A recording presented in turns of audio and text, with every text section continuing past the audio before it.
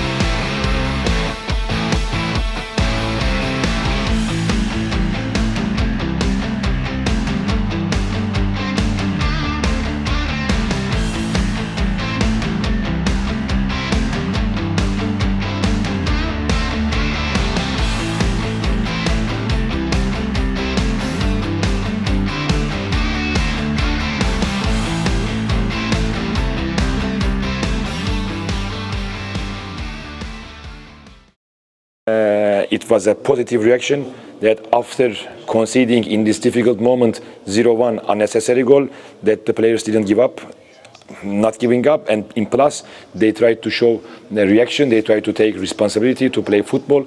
We were not hiding, we continued to play football. First half even we could have a 2-1 moment, and second half we had chances to do it, and again an easy goal penalized us, but after we get one more time reaction, all the players that have started the game and come inside, I am very happy with their performance, but of course we are unhappy with the result.